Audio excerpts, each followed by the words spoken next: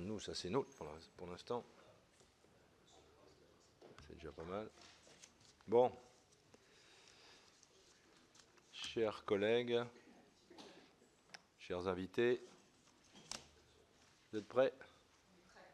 Parfait.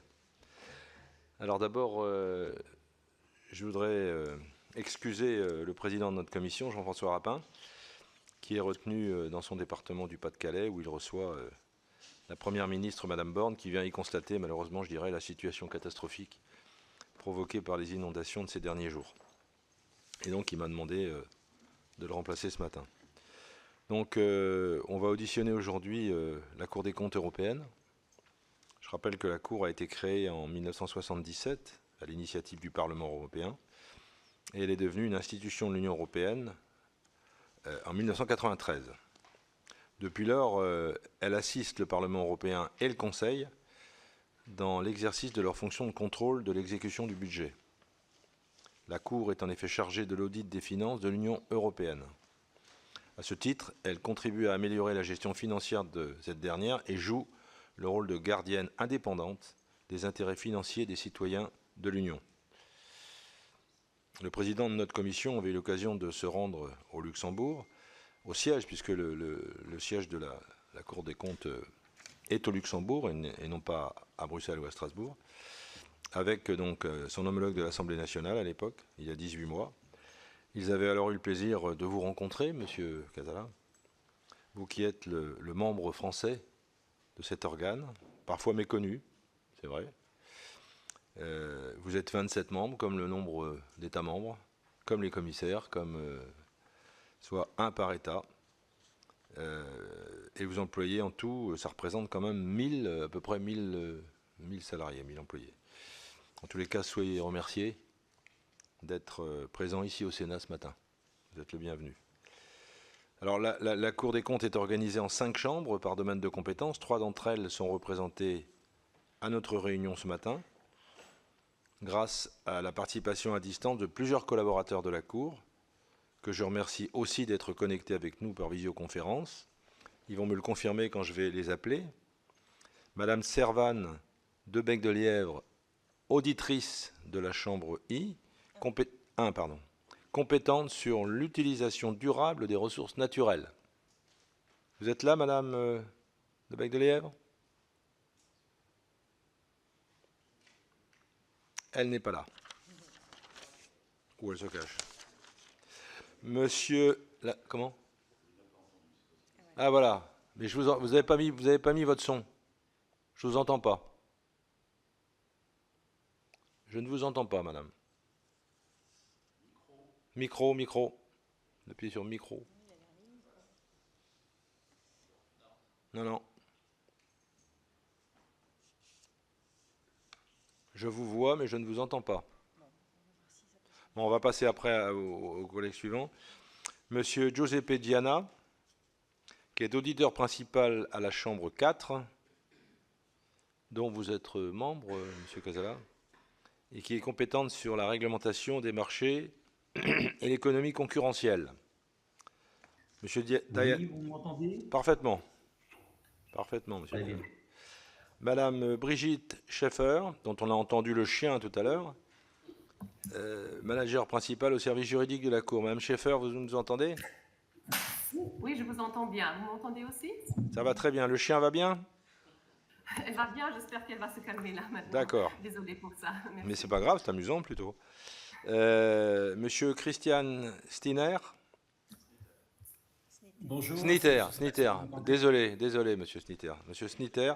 Donc vous êtes chef de cabinet du membre grec de la Cour, monsieur Nikolaos Milionis, qui siège à la Chambre 1. On est d'accord? Oui, bonjour. Je suis avec ma collègue Oui. Servane de Bec-de-Lièvre dans le même bureau. Donc maintenant le son passe et vous pouvez nous contacter par ce profil. J'ai eu aussi Parfait. Et enfin, monsieur Frédéric Soblet, donc auditeur confirmé à la Chambre 3, qui est compétente pour l'action extérieure, la sécurité et la justice. Monsieur Soblet, vous êtes là? Monsieur Soblet n'est pas là pour l'instant. En tous les cas, nous vous sommes reconnaissants ici au Sénat de vous être mobilisés en si grand nombre. il est vrai que nous sommes particulièrement intéressés par de nombreux et excellents documents qu'a publié la Cour. Nous souhaiterions... Comment? Monsieur Noblet est là? Oui. Monsieur Soblet. Bonjour, Monsieur Soblet. Bonjour, Paul. C'est bon, on vous entend. Ah, super, merci. Parfait.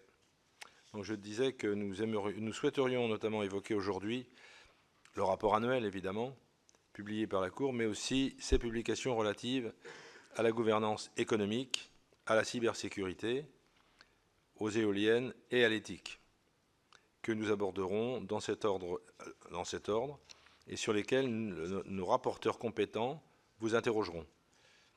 Alors, l'idée, c'est de consacrer 20 minutes environ à chaque sujet pour tenir en 2 heures notre réunion comme prévu. On va essayer de tenir le timing. OK? Alors, je suggère que nous commencions par évoquer, évidemment, le rapport annuel de la Cour relatif à l'exécution du budget de l'Union européenne. Il nous a alertés car la Cour y rend une opinion défavorable sur la légalité et la régularité des dépenses budgétaires. Elle justifie cette opinion défavorable au regard de la forte augmentation des erreurs dans les dépenses financées par le budget de l'Union en 2022. Elle estime le taux d'erreur à 4,2%, ce qui est significatif, et même à 6% pour les dépenses fondées sur des remboursements. Ces éléments sont particulièrement préoccupants à l'heure où la Commission propose de revoir à mi-parcours le cadre financier pluriannuel pour le majorer de 80 milliards d'euros. Nous avons aussi relevé que la moitié des opérations examinées par la Cour au titre de l'instrument de voisinage, de coopération au développement et de coopération internationale, appelé IBCDCI Europe dans le monde, comportaient des erreurs. Ceci nous soucie particulièrement, sachant que la Palestine est le 4e bénéficiaire de cet instrument avec 120 millions d'euros en 2022. Si nous devons continuer à soutenir les Palestiniens, nous devons aussi absolument renforcer le contrôle sur l'usage des fonds. Puisqu'elle n'a pas de pouvoir d'investigation, la Cour a-t-elle signalé ces cas de fraude et de corruption potentielle à l'Office européen de lutte antifraude ou au Parquet européen? Voilà un certain nombre de questions, mais il y en aura d'autres. Monsieur Casala, je vous cède la parole pour un propos liminaire. Je vous en prie. Merci, merci Monsieur le Président. Monsieur le Président, Mesdames et Messieurs les sénateurs, Mesdames et Messieurs, j'ai l'honneur, pour la première fois depuis ma nomination à la Cour des comptes européenne, venant de la Cour des comptes française, où j'ai eu le plaisir de travailler un peu avec Christine Lavarde, de vous présenter les constats et les principaux messages du rapport annuel de la Cour des comptes européenne relatif à l'exercice 2022. Je vous remercie beaucoup de cette occasion que vous me fournissez de rendre ainsi compte des travaux de la Cour, du moins de leur principale composante en homme-jour, si je puis dire, car pratiquement 50% de nos ressources sont affectées à ce qui est un sujet de préoccupation d'ailleurs pour nous, à la confection de ce rapport annuel. Alors je remercie, comme vous l'avez fait, je m'associe aux remerciements que vous avez fait à l'encontre, à l'égard des collaborateurs de la Cour qui se sont mobilisés ce matin. Je n'ai pas la science infuse sur tous les sujets. Le mandat de la Cour est vaste, j'y reviendrai. Et comme vous l'avez mentionné, moi je suis donc à la Chambre 4, qui s'occupe de ce que vous avez indiqué, donc marché, intervention économique de l'Union européenne, mais aussi les institutions financières européennes. Et sur un certain nombre de sujets que, dans la préparation de cette audition, qui ont été évoqués, mais les collaborateurs de la Cour en savent beaucoup plus que moi et seront prêts à répondre à vos questions, comme je le suis moi-même, pour la partie que je connais un petit peu mieux. Je complète un petit peu ce que vous avez dit, je crois que l'occasion est bonne sur la Cour elle-même, avant d'aborder la question du rapport annuel. Vous avez dit l'essentiel. j'y ajouterai le fait que la Cour contrôle l'ensemble des dépenses et des recettes de l'Union européenne, c'est-à-dire ainsi que les personnes et les organisations qui gèrent des fonds de l'Union européenne.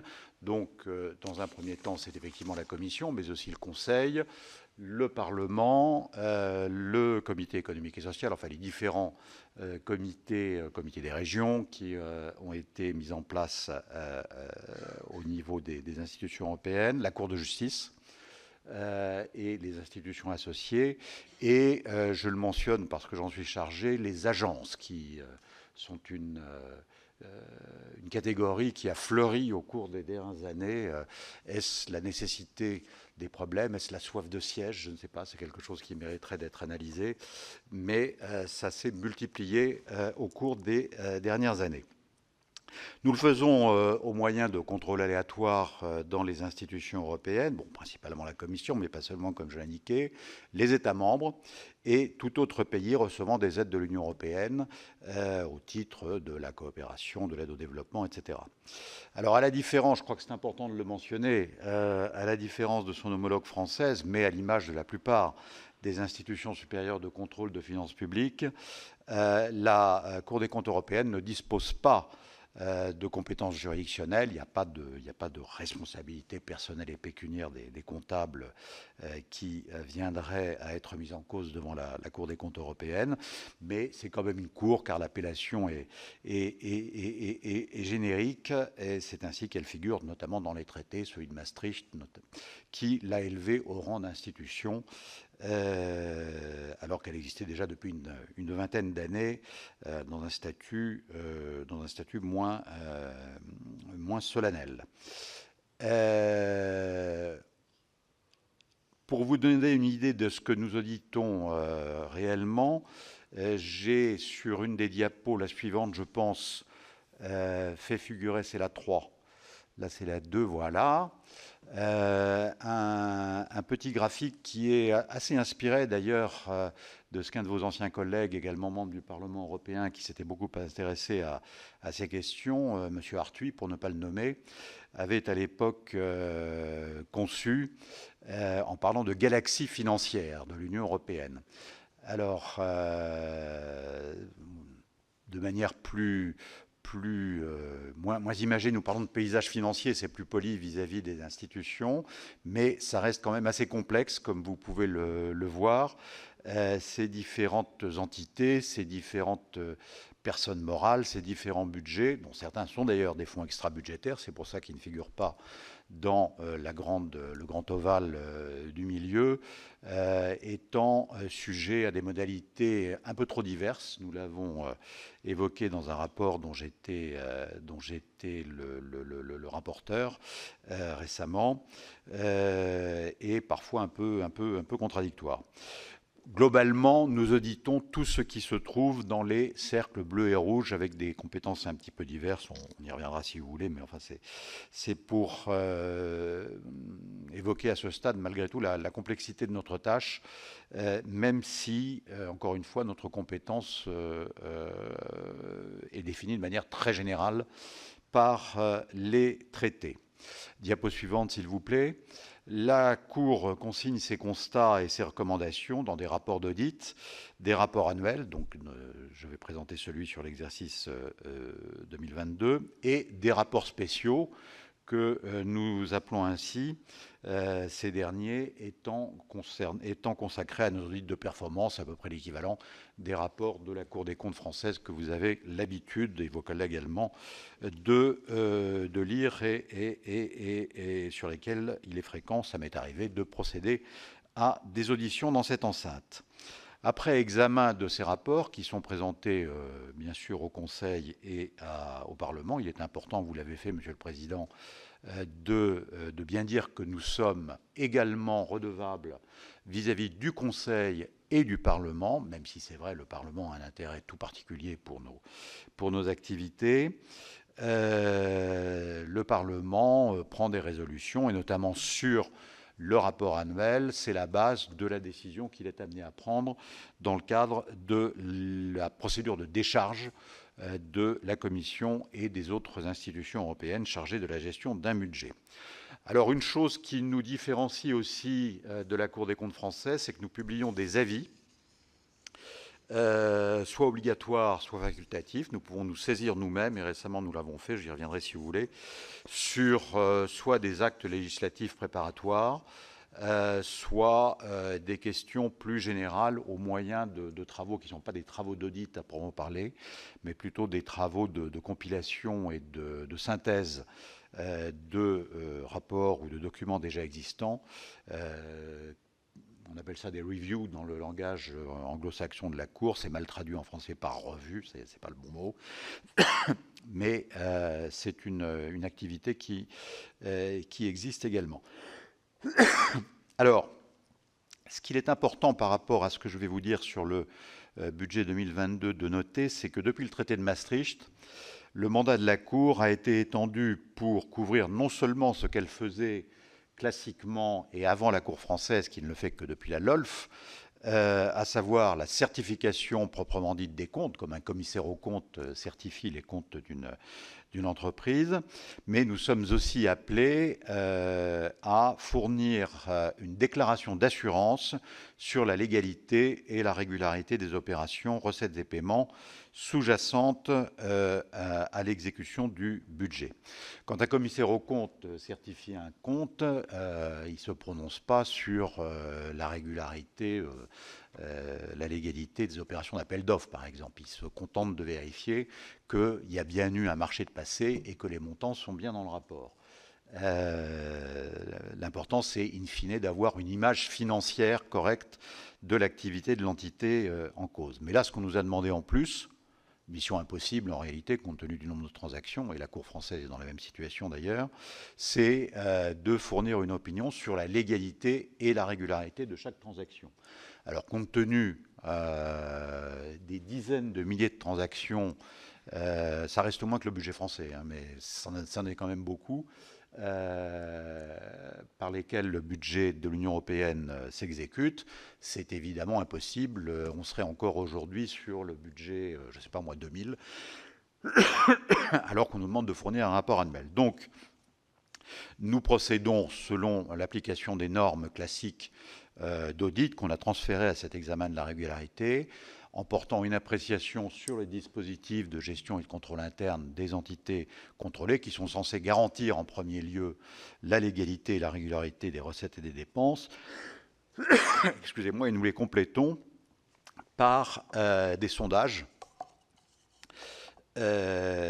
sur ces opérations de recettes et de dépenses, jusqu'éventuellement, s'agissant des dépenses, jusqu'au bénéficiaire final. On peut aller dans une ferme au fin fond des Pouilles, vérifier si les surfaces qui ont été déclarées au titre de la politique agricole commune étaient bien mesurées. Alors maintenant, on le fait avec des satellites, d'ailleurs, c'est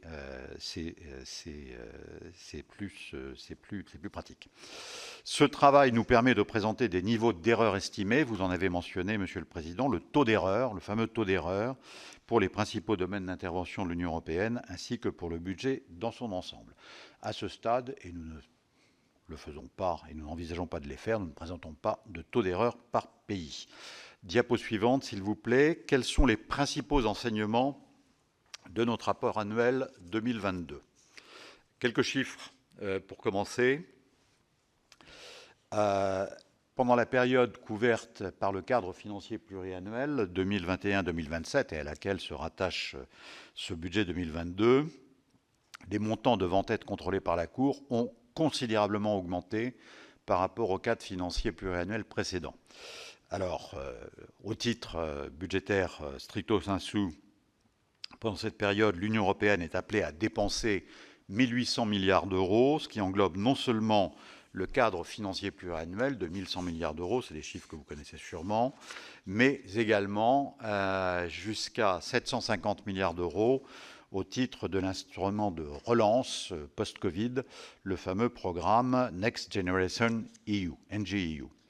Le budget annuel, le budget 2022, s'élevait, lui, à 170 milliards d'euros en crédit de paiement, dont 167 ont été consommés. S'y rajoutent des paiements supplémentaires, notamment précisément des subventions au titre du programme NGEU, pour atteindre un total de paiement de 243 milliards d'euros audités par la Cour. Pour ce qui est des comptes, proprement dit, notre travail de commissaire aux comptes, notre certification de l'Union européenne, toute institution confondue, nous concluons, comme les années précédentes, qu'ils présentent une image fidèle de la situation financière. Nous avons par conséquent émis une opinion favorable sur leur fiabilité. Les recettes budgétaires se sont élevées à 245 milliards d'euros et nous avons rendu ici aussi, une fois de plus, une opinion favorable sur leur légalité et leur régularité. Alors le hic, c'est les dépenses. Le paquet budgétaire à long terme de l'Union européenne, à la fois cadre financier pluriannuel ainsi que Next Generation EU. Les fonds de Next Generation EU vont à hauteur de plus de 80% à ce qu'on appelle en français la facilité pour la reprise et la résilience, la FRR, en anglais c'est RRF, qui procède d'un modèle de mise en œuvre différent de celui des fonds européens classiques.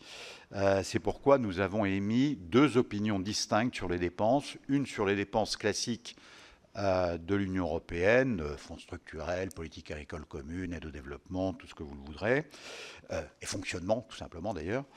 Et l'autre pour la facilité pour la reprise, dans la mesure, et je reviendrai si vous voulez, où nous ne sommes pas en mesure pour cette deuxième composante, pour des raisons de principe et des raisons de méthodologique, de définir d'évaluer un taux d'erreur dans les mêmes termes que nous le faisons pour les dépenses classiques.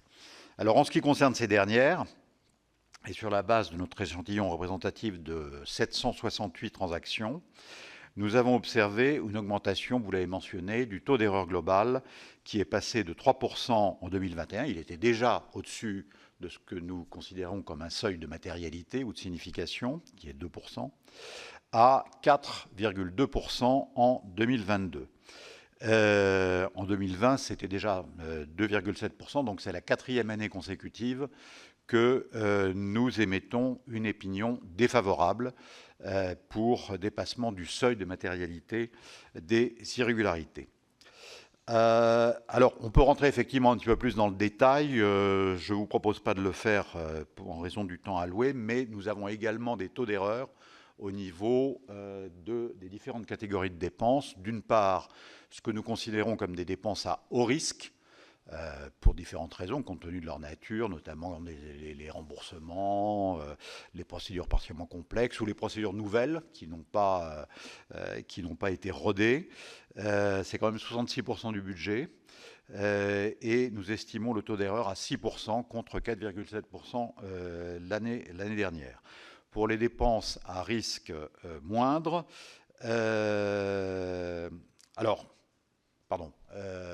ces dépenses à haut risque se subdivisent elles-mêmes entre les différentes têtes de chapitre budgétaires. La cohésion, les fonds de cohésion sont le principal domaine de risque. On comprend pourquoi, compte tenu de la nature des bénéficiaires, qui ne sont pas forcément des spécialistes de la comptabilité ou du droit budgétaire ou des marchés, et des raisons intrinsèques tenant la complexité des procédures que j'évoquais à l'instant. Mais nous trouvons également ces dépenses à haut risque dans les têtes de chapitre marché unique, migration, sécurité et voisinage, qui est assez normal pour les dépenses exécutées dans des pays tiers, parfois un peu compliqués, notamment en matière d'aide au développement. Pour les dépenses à faible risque, là, elles portent bien leur nom, puisque nous avons pu constater que le taux d'erreur restait en deçà du seuil de matérialité de 2%. Ce sont les dépenses dites de guichet, dépenses automatiques, comme les aides directes aux agriculteurs, les bourses Erasmus en faveur des étudiants, etc., etc. Et bien sûr, les dépenses administratives proprement dites des institutions européennes, qui représentent une part évidemment non négligeable du budget, mais que nous considérons comme totalement bordé. Le taux d'erreur est quasi nul en ce qui les concerne. Nous avons été amenés à faire différents constats s'agissant des rubriques que j'évoquais, pour la cohésion, comme je disais, on passe à un taux d'erreur de 6,4%. C'est un bond de 80% par rapport à l'année précédente. Alors évidemment, vous l'avez dit vous-même, c'est préoccupant. Non seulement pour la politique de cohésion elle-même, mais aussi à cause d'implications potentielles pour d'autres composantes du budget de l'Union, et notamment la facilité pour la relance et la résilience, dont les projets d'investissement fonctionnent d'une manière similaire ou très proche du modèle des dépenses de cohésion. Alors, soyons clairs, et pour lever toute ambiguïté, je pense que pour vous, ça n'est pas une découverte, mais ça peut l'être pour certains. Taux d'erreur ne signifie pas fraude et corruption. Taux d'erreur, ça veut dire irrégularité. Alors, irrégularité, ça peut être des erreurs d'imputation, ça peut être des dépenses, le remboursement de coûts qui n'étaient pas inéligibles, mais pour des raisons de complexité, d'ambiguïté ou de négligence ou d'ignorance, tout simplement, d'incompétence des bénéficiaires finaux, ou des infractions aux règles des marchés, mais là aussi pour des raisons qui ne sont pas nécessairement excusables, mais qui peuvent être compréhensibles. L'urgence, une urgence prétendue, mais qui n'est pas avérée, ça ne veut pas forcément dire qu'on a fait du favoritisme ou de la corruption. Alors il peut y avoir ce genre de cas. Ça existe. Et d'ailleurs, je ne crois pas l'avoir mentionné dans mon exposé, mais nous avons signalé, si je ne m'abuse, par rapport à 768 transactions, c'est quand même pas énorme, 16 cas de fraude potentielle à l'OLAF et l'Office de lutte antifraude et au procureur européen. C'est à peu près dans la fourchette de ce que nous signalons chaque année aux organismes compétents. Donc, contrairement à ce que certains des promoteurs de cette idée de déclaration d'assurance défendaient il y a maintenant une vingtaine d'années, l'exécution du budget européen, ce n'est pas un foyer de fraude et de corruption. Il y en a, c'est vrai. Il y a des risques potentiels non négligeables, j'y reviendrai, sur les fonds au titre des fonds post-Covid, mais ce n'est pas comme ça que je caractériserai les principaux éléments qui composent le taux d'erreur. Alors, en revanche, un autre souci, pour la cohésion, comme vous le savez, nous appuyons beaucoup sur les travaux de contrôle des États membres, qui ont leur dispositif de contrôle, qui répondent aux normes qui sont édictées par la réglementation applicable. Alors, en France, il y avait dans le temps la commission interministérielle de vérification, je pense que ça existe toujours. C'est elle qui coordonne l'ensemble des audits qui sont faits sur des audits internes qui sont faits sur les fonds européens. Or, en révisant ces dossiers, nous avons constaté que pour plus de 60%, les dossiers de l'ensemble, pour l'ensemble des États membres, les dossiers constitués par ces autorités présentaient à tort un niveau d'erreur inférieur au seuil de 2%, qui est celui que nous retenons. Plus de 60% des dossiers, ça commence à faire beaucoup, surtout quand cette proportion, alors c'est peut-être lié à notre méthodologie, mais je ne crois pas, ou en tout cas pas exclusivement, cette proportion n'était que de 39% en 2021. Donc il y a une préoccupation sur la qualité des contrôles auxquels procèdent les États membres sur l'exécution des dépenses, et ça révèle certaines lacunes auxquelles il nous paraît important de devoir remédier. Je passe sur les autres rubriques, agriculture, marché, innovation, on y reviendra si vous le souhaitez.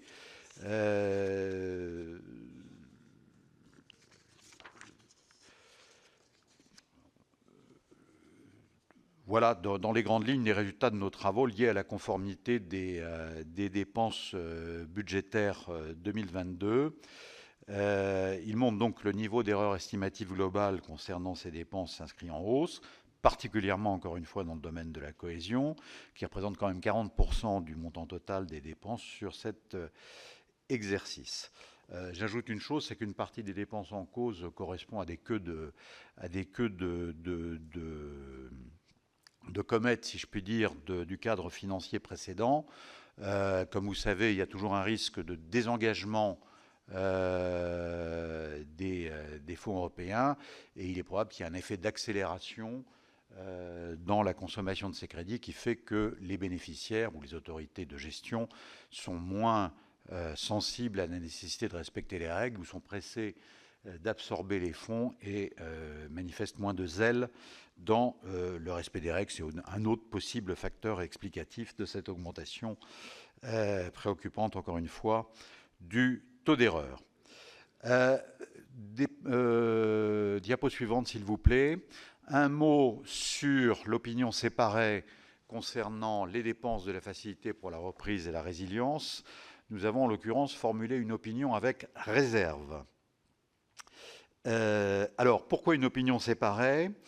Comme je disais, le modèle de mise en œuvre de ce fonds diffère de celui des dépenses budgétaires de l'Union européenne au titre du cadre financier pluriannuel. D'abord, bon, c'est un instrument temporaire, c'est comme ça qu'il a été conçu, et également il a été conçu pour réagir rapidement à une situation de crise. À ce stade, 11 États membres ont reçu en 2022 13 paiements de subventions d'une valeur totale, 2022 étant la deuxième année de mise en œuvre de cette facilité. En 2021, seul un État membre avait reçu un paiement, c'était l'Espagne. En 2022, 11 États membres ont reçu 13 paiements de subventions d'une valeur totale de 47 milliards. Nous avons examiné la quasi-totalité des indicateurs justifiant le versement de ces subventions, c'est-à-dire, comme vous le savez, d'une part, ce qu'on appelle les jalons, qui correspondent aux étapes de mise en œuvre des réformes structurelles, en principe, que cette facilité est censée financer. Et d'autre part, alors nous en avons vérifié 274, et d'autre part, les cibles qui, là, correspondent aux étapes de réalisation des investissements, en l'occurrence 37 en 2022, que cette facilité est également censée financer. Alors, ce qu'on peut dire, c'est que il s'agit d'un instrument d'urgence, c'est comme ça que ça a été présenté et comme ça que ça a été conçu, mais toujours est-il qu'en septembre 2023, 5 pays, Irlande, Hongrie, Pays-Bas, Pologne et Suède, n'ont toujours pas reçu de paiement, tandis que 4 autres, Allemagne, Belgique, Finlande et Estonie, n'ont reçu que des préfinancements, donc des sommes forfaitaires qui sont censées préfinancer sans rapport avec la réalisation de jalons proprement dit ou de cibles, les opérations retenues au titre des plans nationaux de reprise et de résilience. Alors après avoir examiné ces jalons et ces cibles, nous avons conclu que 15 de ces jalons et cibles présentaient des problèmes de régularité. Ces problèmes tenaient soit au fait que ces jalons ou ces cibles n'avaient pas été atteints de manière satisfaisante. Alors, un exemple de jalon non atteint de manière satisfaisante, ça concerne en l'occurrence la Grèce. Quand une réforme est censée se décomposer en plusieurs sous-réformes correspondant chacune, par exemple, à un décret d'application d'une loi qui aurait été la mère des réformes, en l'occurrence. Les Grecs nous avaient dit, je ne sais plus de quelle réforme il s'agissait, marché du travail ou quelque chose comme ça, il y aura 15 décrets d'application. On constate qu'on a libéré les fonds alors qu'il y avait toujours 3 décrets d'application qui restaient pendants. Exemple type de réforme de jalons non atteints de manière satisfaisante. Alors ça peut être aussi les conditions d'éligibilité.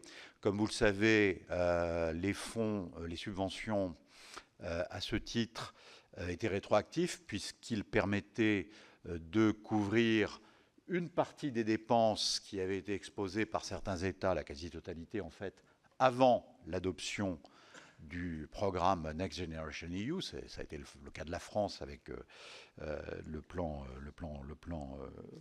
d'urgence. On a trouvé un certain nombre de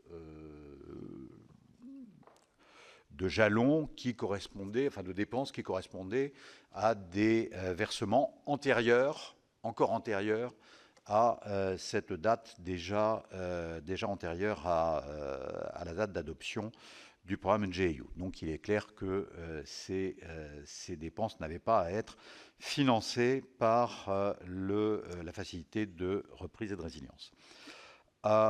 Nos travaux nous ont permis par ailleurs de relever des faiblesses dans le système de contrôle de la facilité. Alors ces faiblesses sont inhérentes parce que, comme vous le savez,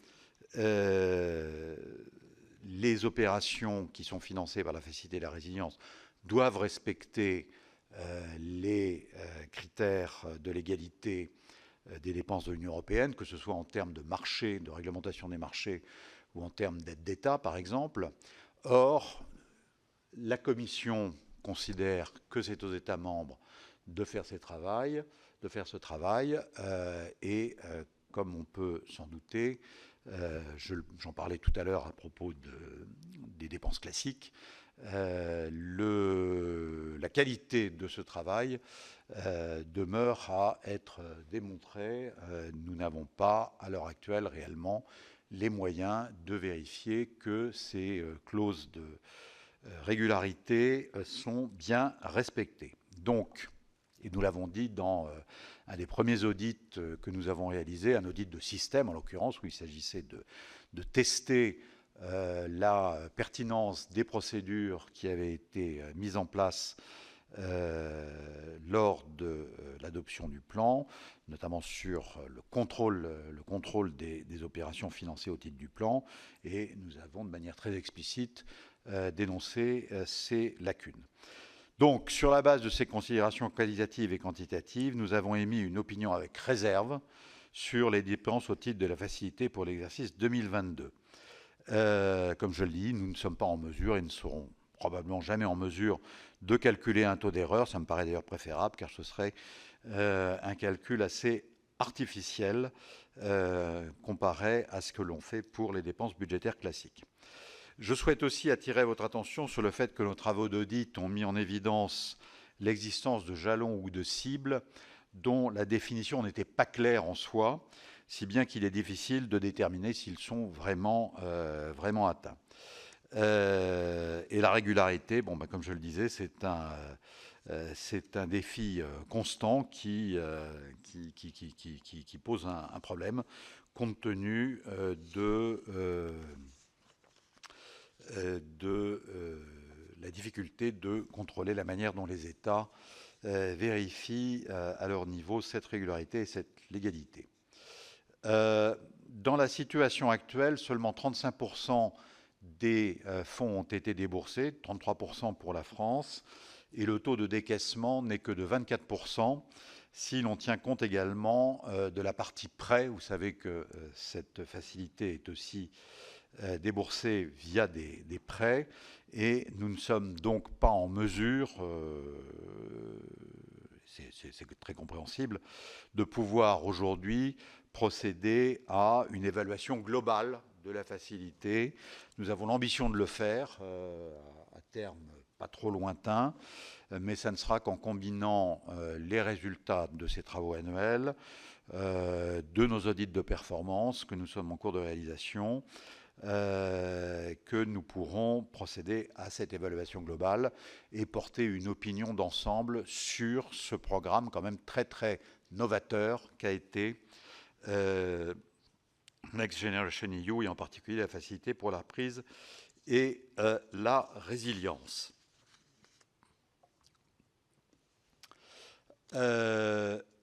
Alors, j'ajoute que les dépenses ont également un coût. Comme vous le savez, ce fonds est financé par emprunt. J'arrive vers la conclusion.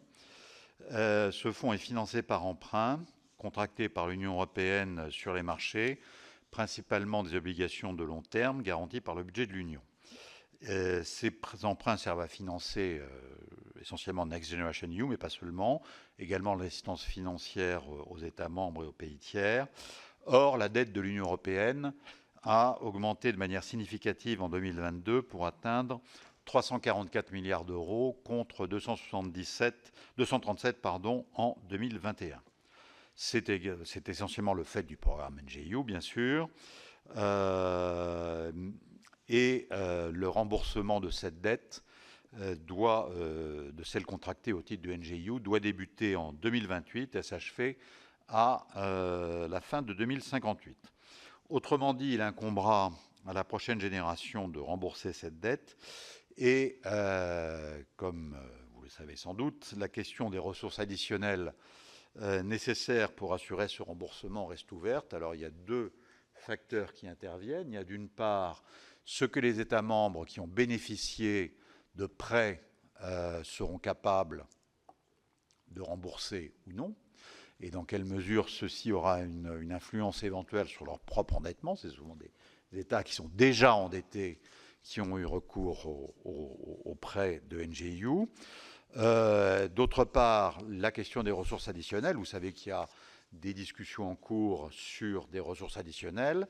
L'une qui a abouti sur la taxe sur les déchets plastiques, mais clairement, l'évaluation qui est faite de ces ressources additionnelles n'est pas suffisante pour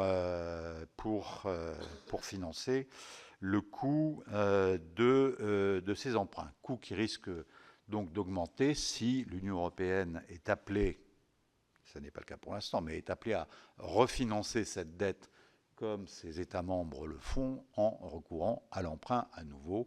Compte tenu de la situation des taux actuels, ça n'est pas une perspective forcément très souriante.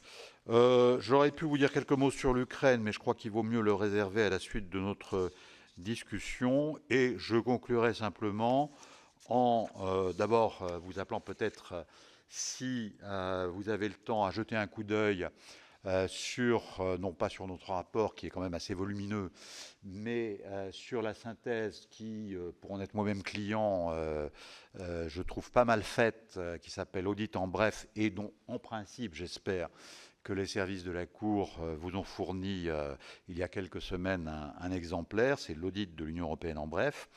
Et je dirais qu'il est clair que le budget de l'Union s'inscrit dans un contexte toujours plus vaste, toujours plus complexe. Vous avez mentionné les demandes supplémentaires de la Commission au titre du budget 2024. Aujourd'hui, je me suis contenté de soulever certains points dans le but de démontrer que si de nombreux éléments fonctionnent bien, il n'y a pas lieu d'être catastrophiste. Certaines difficultés importantes subsistent.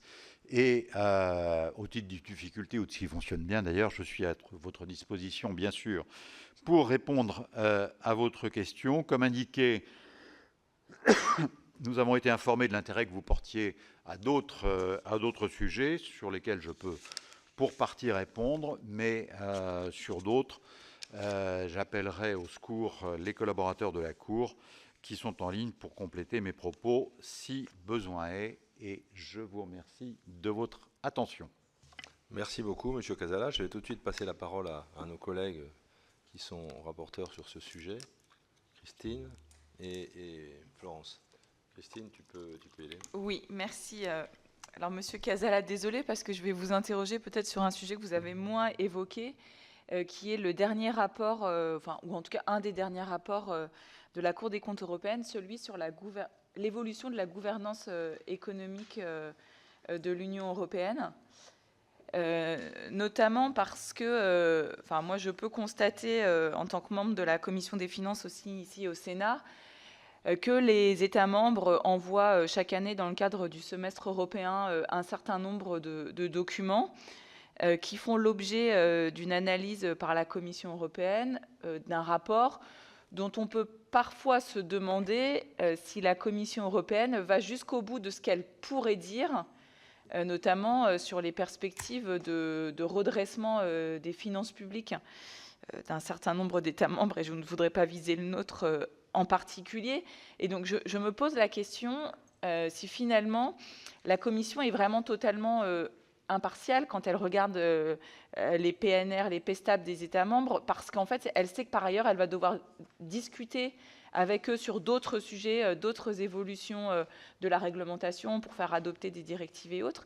Et ce qui ne vous semblerait pas plus judicieux qu'à l'instar de ce qui est fait par exemple chez nous, où c'est la Cour des comptes qui émet des avis au Conseil des finances publiques sur les différents documents budgétaires, que ce soit la Cour des comptes européenne qui regarde les documents transmis par les États membres.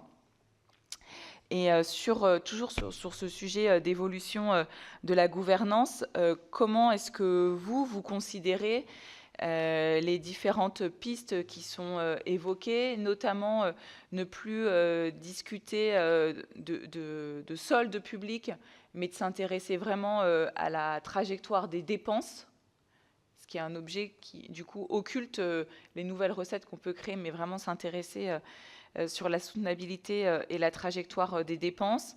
Et comment est-ce que vous percevez les négociations à venir, sachant qu'on sait tous qu'aujourd'hui, l'Union européenne est quand même fracturée entre deux blocs de pays, les frugaux, pour faire simple, qui ont une dette assez faible, et puis les pays dispendieux, même si on observe que la trajectoire de certains pays qui étaient très mauvaise s'est considérablement augmentée, notamment si je pense au Portugal, à la Grèce et à l'Irlande.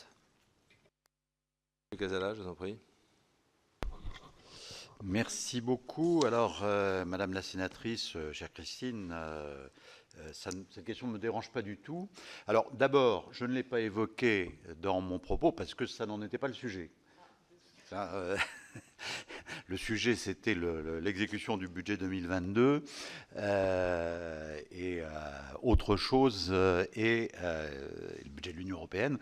Autre chose sont les budgets des États membres et notamment la question de la gouvernance économique. Alors, mais ça ne me gêne pas du tout parce que le rapport que vous avez mentionné, j'en étais le rapporteur. Donc, je me sens relativement à l'aise sur... Pas sur toutes les questions, hein, j'y reviendrai, mais en tout cas sur le rapport lui-même, d'autant plus que, et je souhaitais le mentionner, mais j'ai oublié, participe également à cette séance le principal maître d'œuvre de ce rapport, Giuseppe Dana, qui est en ligne avec nous et qui viendra compléter mon propos si besoin est. Et je mentionne également mon chef de cabinet, Dirk Pauwels, qui m'assiste en permanence. Alors, nous avons effectivement rendu, il y a maintenant, nous l'avons publié la semaine dernière en fait, un rapport alors qui rentre dans la catégorie que j'évoquais dans mon propos liminaire. C'est pas un rapport d'audit, il n'y a rien à auditer en l'occurrence. C'est une revue ou une analyse qui se proposait de voir dans quelle mesure les propositions faites par la Commission, alors elles remontent maintenant à avril, si j'ai les dates bien en tête, les propositions faites par la Commission pour répondre à la commande de proposer une réforme du système de gouvernance économique d'ici le 31 décembre, en vue d'une adoption pour le 31 décembre 2023. Je ne suis pas sûr que ça on y arrivera, mais c'est une autre question. Si ces propositions tenaient compte des observations que nous avions pu faire dans des rapports qui, eux, étaient parfois des rapports d'audit, parfois des revues, sur les différents sujets tenant à l'activité de la Commission en matière de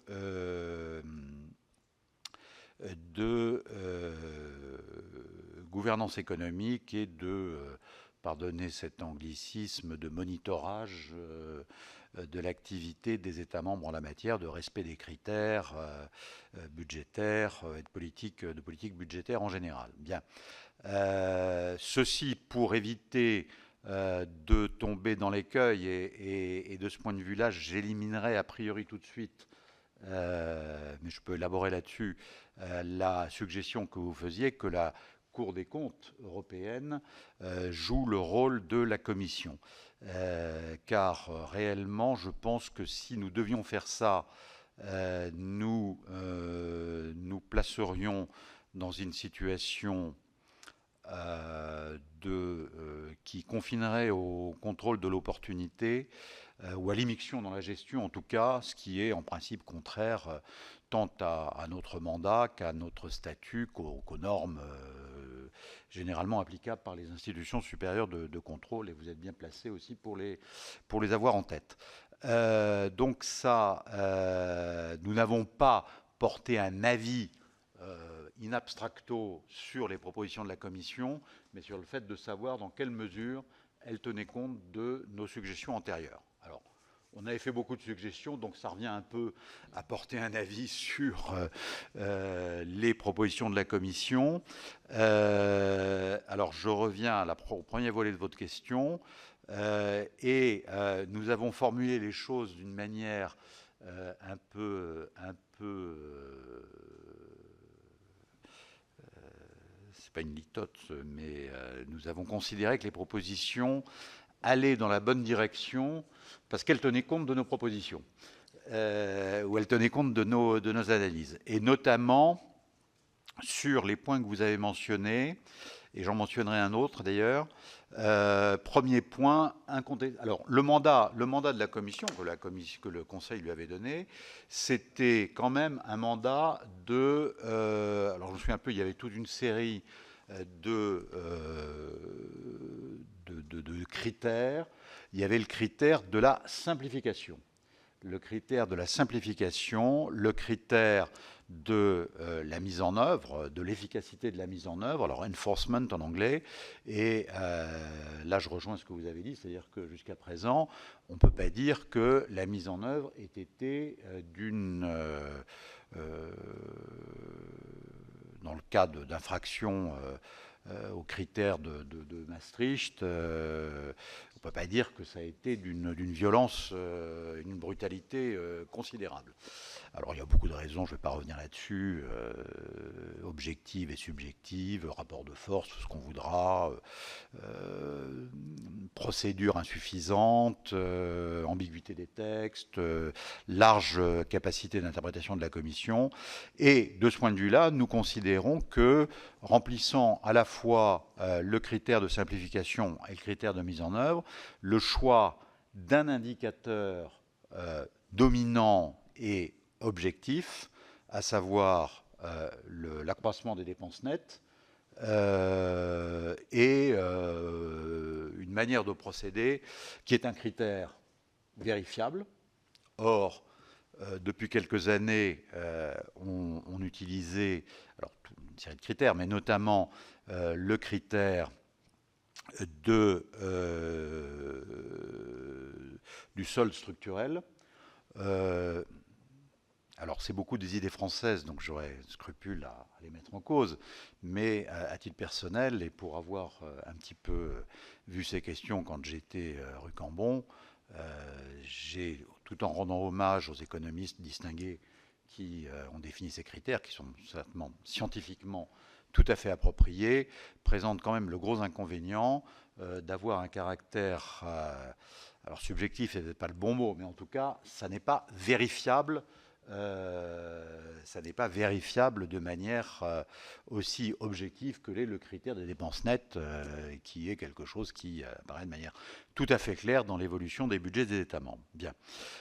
Donc de ce point de vue-là, je crois qu'il y a un vrai progrès et il n'y a pratiquement pas de discussion possible sur cet indicateur, alors qu'il y en avait sur la notion de solde structurel. Avec les notions qui vont avec, croissance potentielle, enfin, tout l'appareil très sophistiqué que les économistes ont mis au point pour justifier telle ou telle position. Deuxièmement, et donc ça permet à la fois de répondre à la demande de simplification, et ça permet aussi de répondre à l'efficacité dans la mise en œuvre. Efficacité dans la mise en œuvre, ça fait partie des propositions, c'est-à-dire que dans le système actuel, les risques encourus par un État membre était telle que la Commission et le Conseil, dans un deuxième temps, pouvaient hésiter fortement, et c'est ce qu'ils ont fait d'ailleurs jusqu'à présent, à prononcer des sanctions, à mettre en cause un État membre compte tenu de la dureté des sanctions. Ah, j'oubliais. Alors, je ne sais pas si ça va tenir, mais en tout cas, c'est dans la proposition initiale de la Commission. Je sais, en ce moment, c'est un peu sujet à discussion et je ne sais pas ce qui en ressortira. Mais on est également sorti, enfin la Commission a cessé a proposé de supprimer cette obligation qui était faite de diminuer l'endettement par 20e chaque année, ce qui en réalité était une mission totalement impossible et complètement irréaliste. Alors ça, effectivement, je crois que ça ennuie un peu les États dits frugaux. Et je vois qu'en ce moment, il y a peut-être une évolution sur ce point, mais nous considérions que c'était une mesure en soi totalement irréaliste, et tellement irréaliste qu'elle n'a jamais été mise en œuvre. Donc de ce point de vue-là, ce qui est prévu dans la proposition de la Commission comme sanction éventuelle, ce sont des choses peut-être moins violentes, peut-être plus étalées dans le temps, avec des délais donnés aux États membres un peu plus longs, avec des plans à 4 ans, si j'ai bonne mémoire, pour se mettre d'équerre en termes de réduction de la dette, et sortir du cycle année par année, du cycle purement annuel, pour passer à des cycles pluriannuels, ce qui paraît quand même plus raisonnable et en plus donne une garantie de stabilité. Alors évidemment après c'est un art d'exécution. Ça nous paraît quand même plus réaliste par rapport à la situation actuelle. Autre élément que je voulais mentionner, qui est quand même aussi au cœur de la proposition, qui nous paraît très juste, c'est l'accent est mis en soi sur la nécessité de réduire l'endettement. C'est pas réduire le déficit en tant que tel, mais réduire l'endettement, et ce qui effectivement paraît là aussi une notion tout à fait acceptable et très simple à comprendre, avec la demande de mettre en place des plans nationaux. Et de ce point de vue-là, il y a un effet de... vous voyez que c'est intéressant parce que ça permet de voir que ce dont on parlait à l'instant, c'est-à-dire Next Generation EU, le plan post-Covid, a un peu inspiré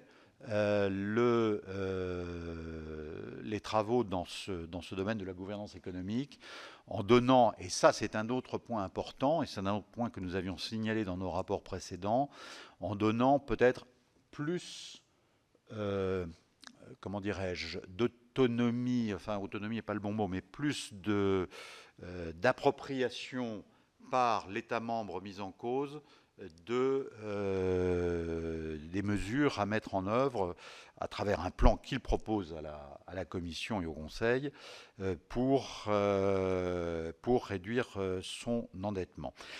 Tout dernier point, Monsieur le Président, si vous permettez, parce que c'était la dernière question de Christine Lavarde. Se prononcer sur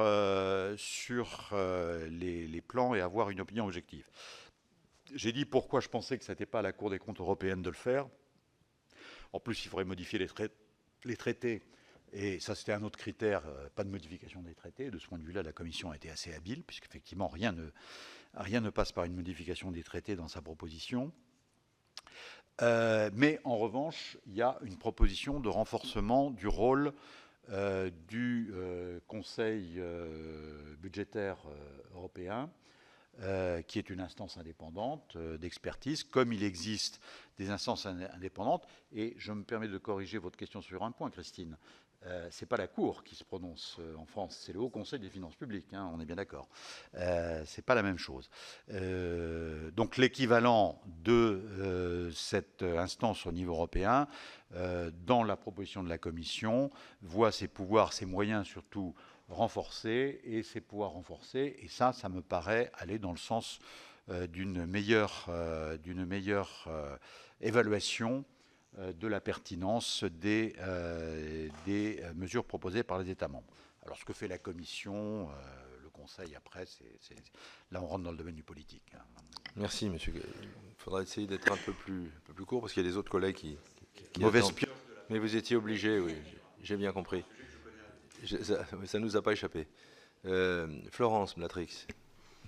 Merci, Monsieur le Président, et merci à Monsieur Casala pour toutes ces précisions. Peut-être pour compléter la question de ma collègue, quelle est votre position, notamment concernant la méthode de l'analyse de la soutenabilité de la dette, que certains qualifient un peu de boîte noire? Est-ce que vous pouvez nous en dire quelques mots? Et sur la première partie de vos propos, c'est-à-dire la question des erreurs, la Cour des comptes française, cette fois, a souligné dans son rapport sur l'impact du budget européen, un retard de 10% par rapport aux autres pays de consommation, notamment des fonds de cohésion qui intégraient les crédits REACT-UE. Et on a un petit peu ce paradoxe parce que, bon, en tant qu'élu, quand on va rencontrer nos communes, quand on va... souvent, ils nous expliquent qu'ils renoncent à demander des fonds européens tellement c'est complexe pour eux. Donc finalement, est-ce que c'est pas cette trop grande complexité, qui empêche l'accès aux fonds pour ceux qui en auraient besoin, et qui en même temps peuvent être la cause de ce taux d'erreur croissant? Donc que propose la Cour des comptes européenne sur ce sujet? Et par ailleurs, la Cour s'inquiète également de deux facteurs: à la hausse des taux d'intérêt qui aggravent la charge des emprunts, et on est particulièrement concerné en France. La Cour des comptes française tire la sonnette d'alarme également, et l'inflation élevée qui risque de faire fondre le pouvoir d'achat du budget de l'Union. Donc que propose la Cour? Quels avis donnerait-elle pour atténuer ces risques? Je vous remercie. Merci. Merci pour ces questions. Alors, je vais les prendre dans l'ordre inverse, commencer par la dernière. Sur ce que vous avez dit à propos. Alors, j'ai pas en tête ce que mes anciens collègues ont dit précisément là-dessus. C'est vrai qu'en France, mais il n'y a pas que la France, il y a toujours eu des problèmes de capacité d'absorption des fonds européens, que ce soit les fonds budgétaires classiques, ce qu'on connaissait jusqu'à présent, fonds structurels, fonds de cohésion, etc. Enfin, fonds de cohésion, on n'en a pas tellement, mais fonds structurels, oui. Et d'autre part, plus récemment, donc la facilité pour la reprise et la résilience. Alors, c'est pour ça que je suis un petit peu surpris par le chiffre que vous avez mentionné, parce que je cherchais désespérément le tableau où j'avais les capacités d'absorption, le taux d'absorption actuel des fonds de la capacité de résilience. Je ne l'ai pas trouvé, mais de mémoire, alors s'agissant des subventions, on est à, sauf erreur, 33% d'absorption par rapport au rythme qui était prévu, ce qui n'est pas si mal, hein. C'est quand même la deuxième année simplement alors il y a beaucoup de préfinancement encore là-dedans, mais de choses forfaitaires, mais c'est pas si mal. C'est un peu, ça me fait penser, vous avez dû à l'époque traiter du plan Juncker, et on a été très bon sur le plan Juncker. On a été non seulement les principaux bénéficiaires, mais en plus on a été pas trop mauvais en termes d'absorption.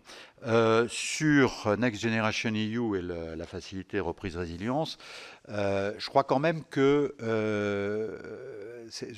le taux d'absorption est plutôt meilleur que ce qui existe pour les fonds classiques, fonds structurels en particulier, parce que précisément c'est un peu plus simple.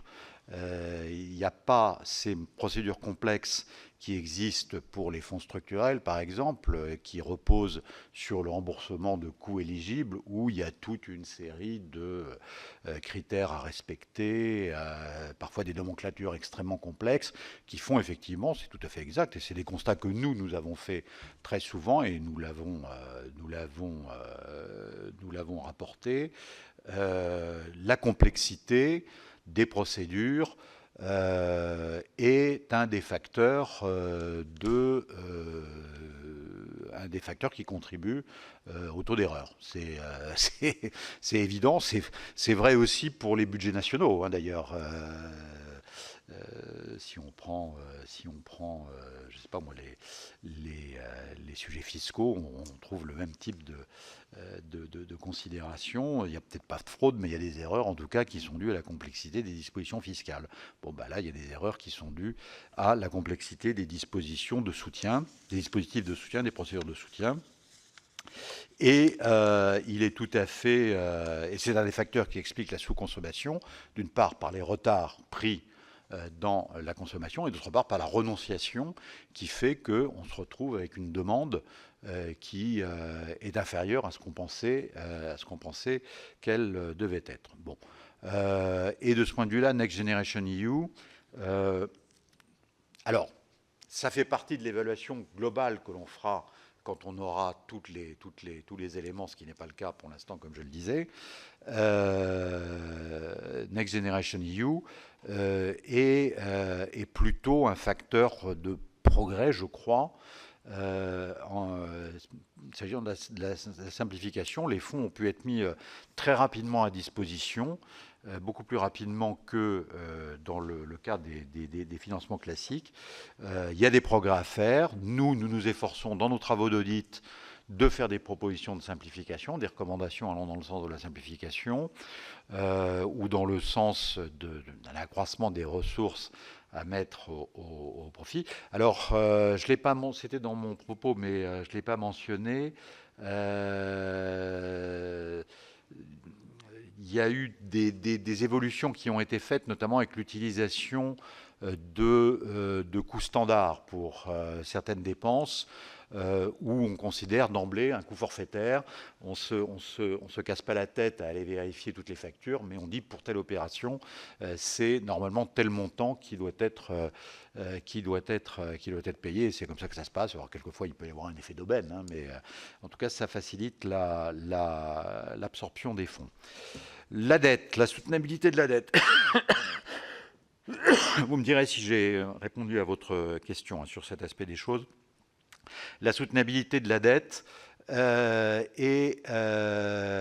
là peut-être je recourrais à mon collègue Giuseppe Diana, qui est un grand spécialiste de ça, mais ce que nous disons dans notre rapport, c'est qu'effectivement, alors on n'utilise pas l'expression zone d'ombre, mais on est assez interrogatif sur la manière dont la Commission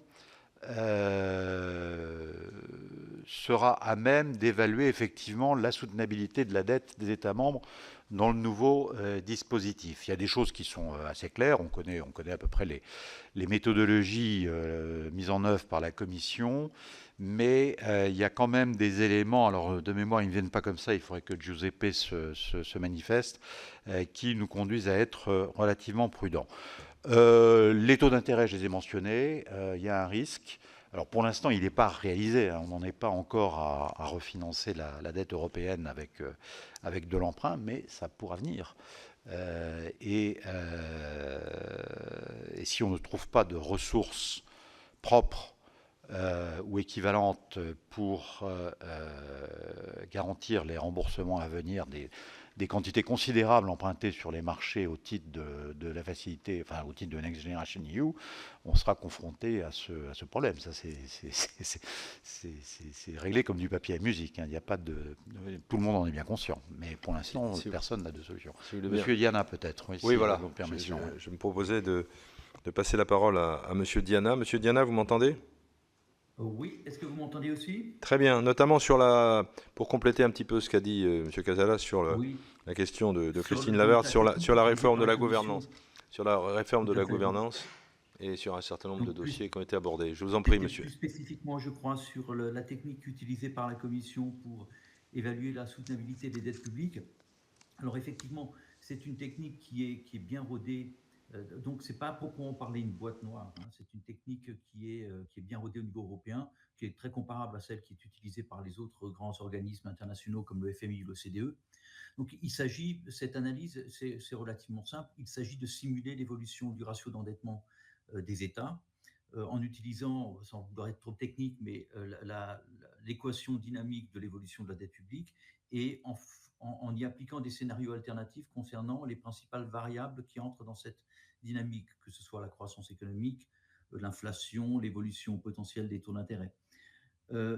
Alors, ce n'est pas la technique en elle-même qui nous pose problème, parce que cette technique est utilisée pour déterminer l'ajustement des dépenses nettes dans les États. C'est plutôt le long terme qui est utilisé, parce que c'est une technique qui va être utilisée dans la proposition de la Commission sur un horizon temporel de 14 à 17 ans. Et 14 à 17 ans, c'est plus de la prévision économique, ça devient un petit peu de la lecture dans la boule de cristal, hein. Pour faire simple, imaginez qu'il y a 4 ans, nous aurions élaboré un plan pour un pays de l'Union européenne, donc en 2019. Bon, depuis, vous connaissez comme moi les événements qui sont survenus, donc effectivement, l'analyse qui aurait été faite à l'époque dans les différents scénarios alternatifs n'aurait certainement plus beaucoup de valeur aujourd'hui. Alors ça ne veut pas dire qu'effectivement c'est un outil qui est inutile ou qu'il ne faut pas utiliser, mais encore une fois, notre problème c'est surtout cette durée, cet horizon qui est très long terme. Et puis, dernier point aussi qui nous incite à la méfiance concernant cette technique, c'est que à partir du moment où les plans sont négociés entre les États membres et la Commission avec un degré de discrétion important et à notre avis un niveau de transparence à ce stade qui n'est pas assez explicite, il y a le risque que nous mentionnons que, bien sûr, les États aient tendance à vouloir peut-être pousser dans le sens de choix, d'hypothèses qui seraient un peu plus acceptables pour eux, hein. Bien entendu, si vous passez d'un taux de croissance de X à X,1 sur un horizon de 17%, ça peut modifier de manière significative la dynamique de votre dette. Voilà, je m'arrête là peut-être. Si vous avez des questions complémentaires, je suis à votre disposition. Oui, y a-t-il d'autres questions, mes chers collègues? Daniel Grémier. Oui, merci, Président. Merci à l'ensemble de nos intervenants. Moi, j'ai plusieurs questions concernant la partie énergétique et en particulier tout ce qui est énergie renouvelable. Le rapport souligne la difficulté d'atteindre les objectifs. J'avais prévu d'y venir après, Daniel. Comment? Juste après, j'avais prévu d'y venir parce pardon. qu'on aurait interrogé surtout Monsieur Snitter, pardon, et Madame Becq-de-Lièvre là-dessus, mais on va y arriver. Hein, on va y arriver. Mais sur ce qu'on a vu jusqu'à présent, excuse-moi, Daniel, de te couper le sifflet. Oui, monsieur. Permission, j'aurais voulu quand même... Permission courte alors. Oui, compléter la première partie de ma réponse à Madame Blatrix-Cortot sur la complexité. Ce qu'il faut se dire, c'est que la complexité, c'est aussi la contrepartie de la volonté de transparence. Et il y a une espèce de tension permanente qui malheureusement n'est pas équilibrée entre d'une part la volonté de transparence et d'éviter soit le gaspillage, soit la fraude, etc., avec des procédures qui par conséquent sont très complexes. Et il faut, bah oui, mais il y a une demande des deux côtés. Donc, moi, je suis très partisan de simplifier tout ça, mais on viendra ensuite nous dire, ah ben, vous avez simplifié tout ça, donc ça a favorisé la fraude et c'est pas bien. Donc voilà. à ce propos, juste une petite question. Vous nous avez présenté les chiffres au niveau de l'Union européenne. Est-ce que vous avez des chiffres par pays du taux d'erreur? Non. Si, vous les avez, mais vous ne pouvez pas les Non, communiquer. non, on n'a pas. Non, on fait pas. On le calcule pas. Non, ça on le fait pas. Parce qu'on peut imaginer qu'il y a des pays où il y a plus d'erreurs que d'autres. Hein, faut pas... Voilà. Et vous avez bien décorrélé l'erreur de la corruption. Oui. La corruption dans une grande exception, mais on sait pertinemment que dans certains pays, malheureusement, il y a des autoroutes qui finissent pas, enfin bon, j'en passe, c'est des meilleurs, hein, on sait très bien. Hein. Ah bon, là on dépasse le rôle de la Cour des comptes. J'en viens donc, bon, pour Monsieur Dayanat, il n'y a plus d'autres questions précises, hein, mes collègues. Donc, alors, Daniel, pour revenir par rapport à ce que tu disais, tu vas pouvoir rajouter. Hein, moi, je vous propose d'en venir maintenant donc, au rapport spécial de la Cour sur les énergies, notamment les énergies marines renouvelables dans l'Union européenne. Un rapport qui fait du bruit. C'est pas mal, d'ailleurs, pour des moulins à vent. En soulevant la question de l'impact environnemental des éoliennes, qui n'est pas neutre pour la biodiversité marine et pour la pêche. Alors vous savez que j'y suis très attaché, mes chers collègues. Et Daniel, tu vas pouvoir rajouter ta question là-dessus. Elle s'adresse en particulier à Monsieur Snitter ou à Madame Bec de Lièvre. Et tu peux rajouter ta question maintenant, Daniel, vas-y. Comment ? Oui, en m'excusant d'avoir été un peu trop rapide. Ma question complémentaire, elle est simple, parce qu'effectivement, il y a un rapport qui met en avant les risques avec le développement des énergies marines. Est-ce que ce rapport qui affirme ses conséquences sur l'impact environnemental et notamment la pêche, l'activité de pêche, est-ce qu'il y a une distinction aujourd'hui entre l'éolien ancré et l'éolien flottant? Une remarque importante par rapport au développement et notamment au choix que vont faire les États membres sur le développement de l'offshore. Et puis, deuxième question, comment faire cohabiter effectivement cette ambition, cet espace maritime européen avec à la fois le développement énergétique renouvelable et l'activité pêche. Monsieur Snitter, Madame Bec de Lièvre, je vous passe la parole, vous m'entendez? Oui, bonjour. Bonjour. Christian Snitter, donc chef de cabinet du membre rapporteur, M. Milionis, qui était en charge de cet audit. Je suis accompagné par ma collègue Servane de Bec de Lièvre, qui était l'auditrice en charge de la France. Si vous avez des questions plus spécifiques sur la France. On n'entend pas bien. Vous pouvez mettre un peu plus fort, Monsieur Snitter, ou chez nous, je ne sais pas. Je ne crois pas pouvoir contrôler le son. Je vais essayer de parler plus près du microphone. Oui, parlez plus près, voilà. Voilà, donc la stratégie européenne a été fixée en 2020 d'avoir des énergies marines renouvelables en croissance très rapide.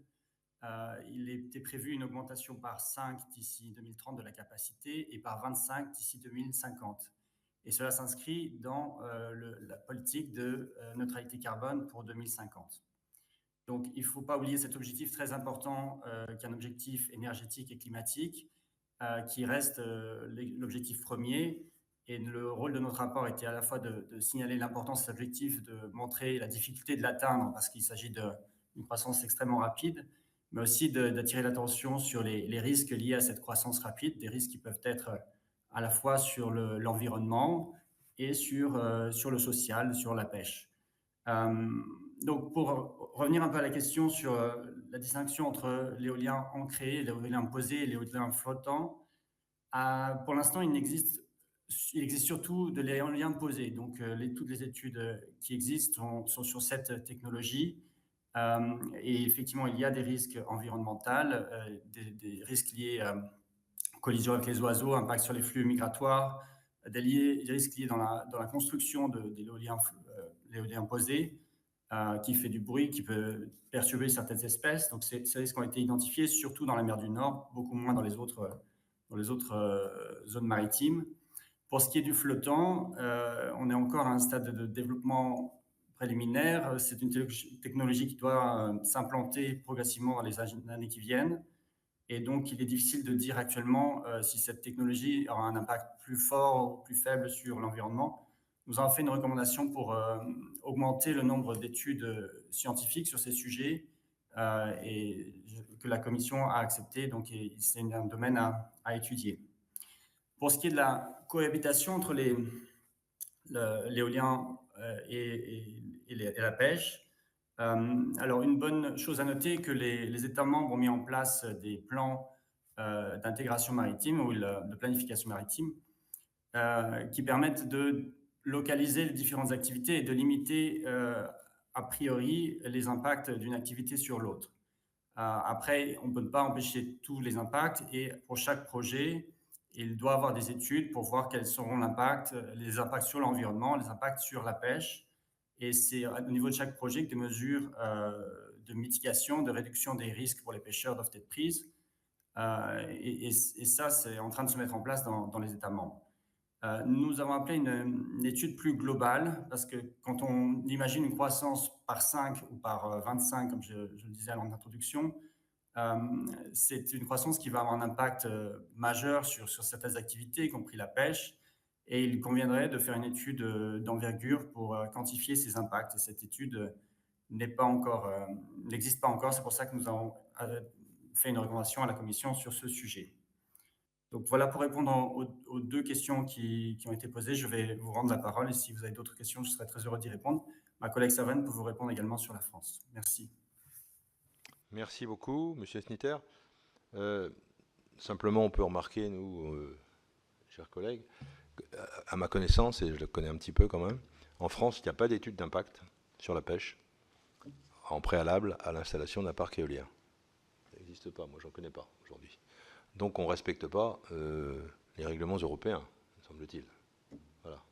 Et là, le président de la République et nous-mêmes, nous avons validé le principe de l'augmentation, je dirais, extrêmement rapide de l'installation d'énergies renouvelables, et notamment d'éoliennes, sans pour autant réaliser des études d'impact sur la pêche, sur la faune et sur la flore, et c'est tout à fait regrettable, et on voit bien que ce n'est pas en conformité avec le souhait de la Commission européenne et du Parlement européen. Donc ce sera à souligner. Mes chers collègues, est-ce que vous avez d'autres questions sur ce sujet à poser à M. Snitter et à Mme De Bec de Liège? J'avais oublié le 2, Mme De Bec de Liège, je vous prie de m'excuser. Vous n'avez pas de questions, mes chers collègues? Si, je t'en prie. Oui, une question sur justement par rapport au rapport du 19 juin de la Cour des comptes sur une possible pénurie dans les composants électriques face au conflit entre la Chine et les États-Unis. Et quant aux objectifs aussi par rapport à la fin des voitures thermiques en 2035. Donc voilà, quel est votre sentiment par rapport à ça, sachant qu'effectivement, à la fois les composants sont largement sous la maîtrise chinoise, ainsi que tout ce qui est affinage et raffinage. Qui veut répondre à cette question, Monsieur Snitter, peut-être? Vous êtes compétent en la matière, ou Madame De Bec de Liège, je ne sais pas. Alors, ça sort du cadre des énergies renouvelables marines, évidemment. Oui. Mais on a vu le même problème sur ce sujet-là. Donc, on a aussi, dans le domaine, par exemple, des aimants permanents qui sont utilisés dans les éoliennes, une grande dépendance à la Chine. Je crois que 90% des aimants permanents viennent de Chine. Donc, on a le même type d'enjeu dans ce domaine-là, une dépendance très forte vis-à-vis d'autres pays. Et ce qui veut dire qu'il y a un risque géopolitique lié à cette activité et qui peut avoir un impact sur la croissance du secteur. François, Oui, vous avez tout à fait raison. C'est qu'en fait, on utilise des terres rares dans les éoliennes et c'est un peu les mêmes causes produisant potentiellement les mêmes effets. D'ailleurs, il me semble qu'on commence à réaliser aujourd'hui que l'objectif de 2035 semble difficile à atteindre. J'en suis moi-même convaincu, mais après on verra. Il semble que beaucoup de gens sont de plus en plus convaincus sur le fait que cette échéance est beaucoup trop proche. Et en plus, on est en train aussi, enfin, on ne va pas rentrer dans le débat politique tout de suite, mais de se rendre compte que la construction des voitures électriques et la livraison des voitures électriques fait que ça aura un impact encore plus important sur l'environnement que de continuer à utiliser certaines voitures thermiques dont les moteurs ont été étudiés pour polluer moins. Enfin, on ne va pas rentrer dans le débat, c'est un autre débat.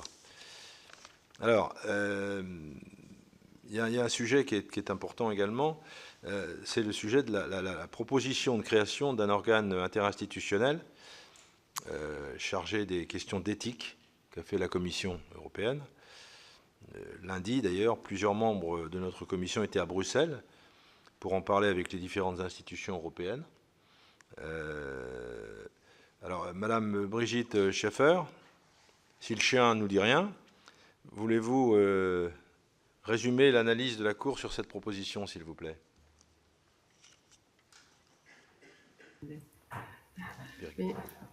Merci beaucoup. Vous m'entendez? Très bien. Ok. Oui, effectivement, la Commission européenne a envoyé une nouvelle proposition, ou maintenant c'est la première fois vraiment une proposition concrète sur l'établissement d'un organisme d'éthique interinstitutionnel qui devrait être chargé d'établir des normes minimales en matière d'éthique communes à l'ensemble des institutions. C'est une proposition qui date maintenant que nous avons reçue juste avant les vacances d'été. Les négociations ont commencé en septembre à niveau politique. Donc, il y a des discussions à deux niveaux. Il y a des réunions à niveau politique où chaque institution envoie un membre de son institution. Chez nous, c'est M. Hisler, qui est aussi le président du comité d'éthique de la Cour des comptes. Et en même temps, un peu en parallèle au niveau technique, pour vraiment parler des détails de cette proposition. Donc, l'idée, il y a eu, c'est un sujet qui est sur l'ordre du jour depuis quelques années déjà. Le Parlement européen, en 2021, a fait une résolution en demandant la création d'un tel organisme. Je vois que ma caméra ne marche pas, mais bon, peut-être c'est pas grave. Et le Parlement européen avait un projet beaucoup plus ambitieux en demandant que cet organisme n'établisse. Là, c'est votre micro, Madame Schaeffer, qui ne marche plus. Là, c'est votre micro. Allô, ça va maintenant? Ça y est, c'est bon. Oui, d'accord. Donc, juste un peu pour l'historique, donc ça commence. Il y avait déjà des initiatives du Parlement européen, les résolutions de 2021, où le Parlement européen a demandé la création d'un tel organisme interinstitutionnel, mais avec un mandat très, très large, aussi pour mener des enquêtes au niveau des institutions, pour proposer des sanctions, peut-être même mettre en œuvre des sanctions.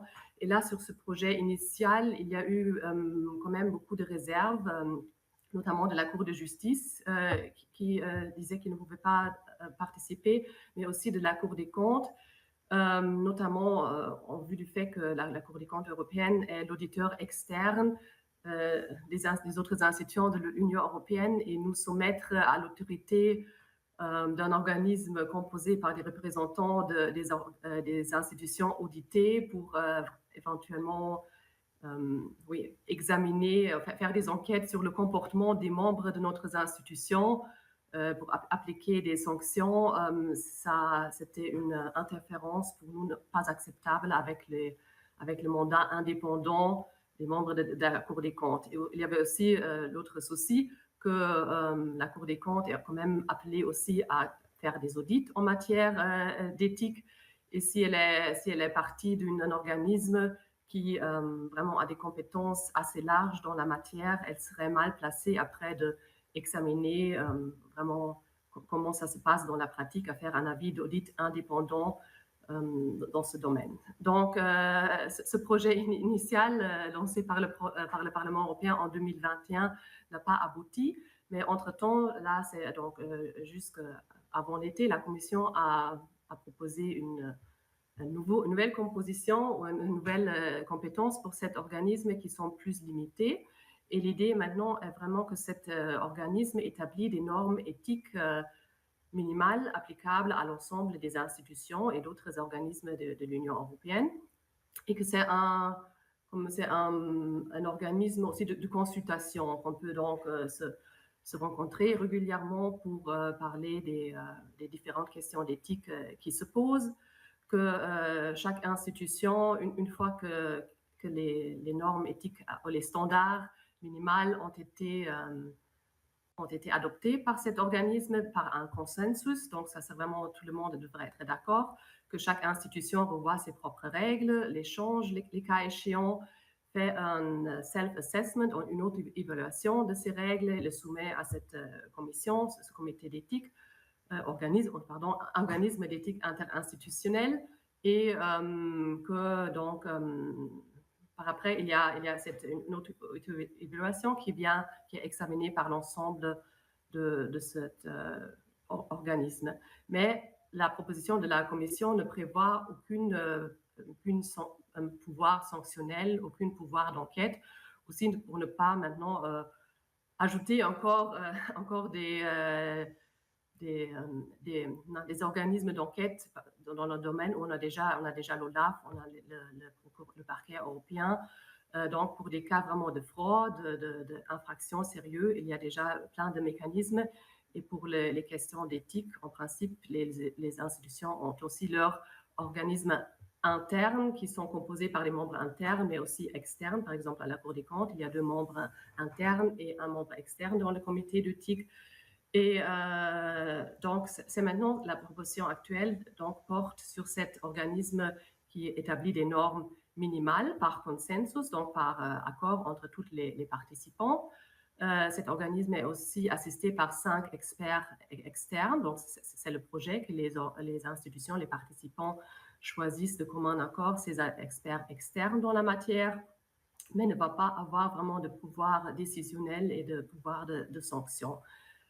Donc ça, c'était la proposition vraiment écrite par la Commission, et la Commission a déjà préparé cette proposition article par article. Maintenant, il y a eu une nouvelle résolution du Parlement européen qui considère que ça ne va pas trop loin, et le Parlement européen donc relance cette idée de conférer aussi des tâches d'enquête à cet organisme interinstitutionnel basé sur des signalations ou faites par l'institution elle-même ou même par des lanceurs d'alerte. Donc, ça,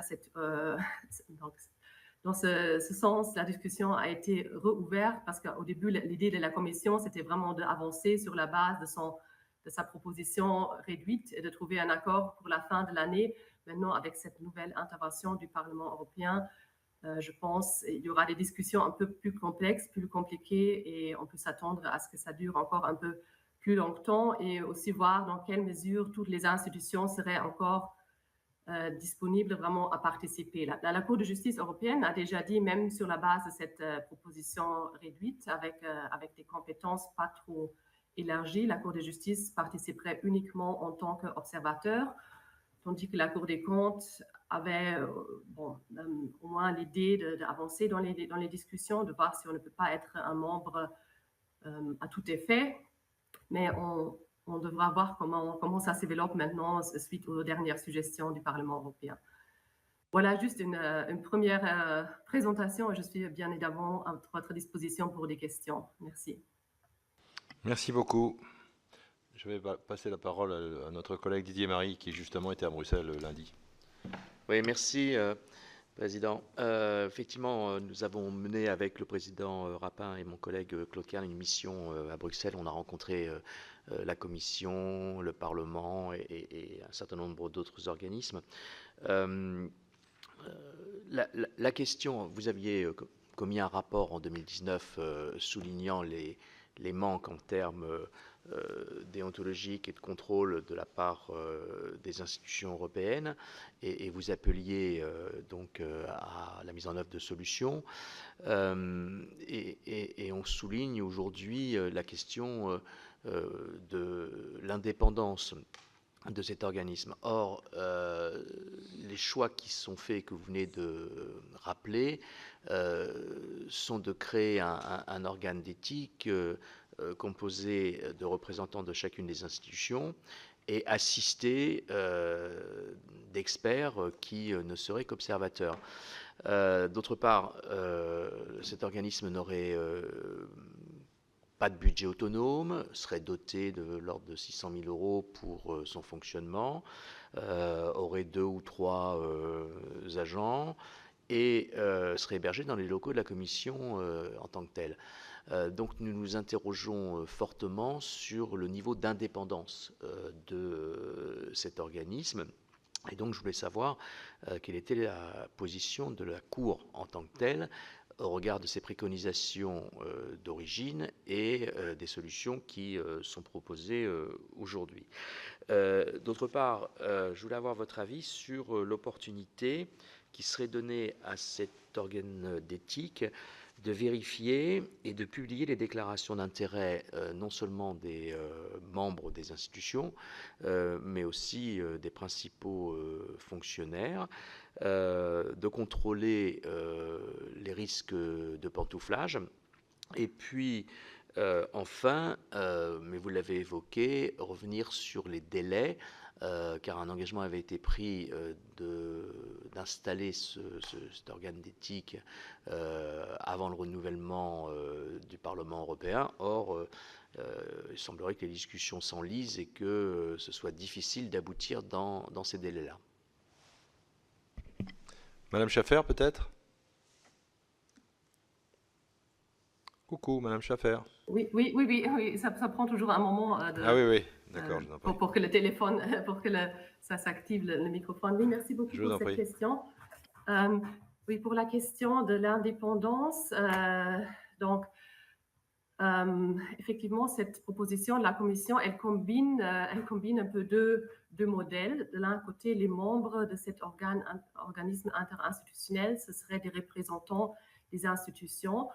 Et je pense avoir vraiment un organisme qui ne comprend pas les membres des institutions, ça serait difficile parce qu'il faut quand même qu'il y a des gens qui savent vraiment en quoi consiste le travail, en quoi consiste le rôle des institutions, quels sont les besoins, quelle est la situation des institutions pour définir ces règles. Donc, l'idée, c'est vraiment d'avoir aussi cette discussion entre les institutions, de partager les best practices, de profiter des expériences de l'une des autres. Donc, je pense que c'est pour ça qu'il faut quand même avoir une représentation des institutions dans cet organisme.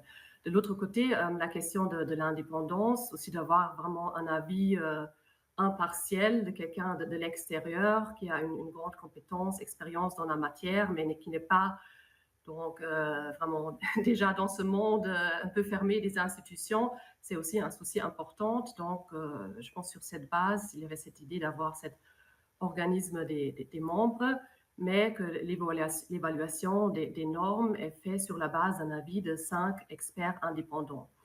Et le Parlement européen, notamment, souhaiterait donner plus de poids à ces experts indépendants en confiant, par exemple, des enquêtes à ces experts et non aux membres des institutions.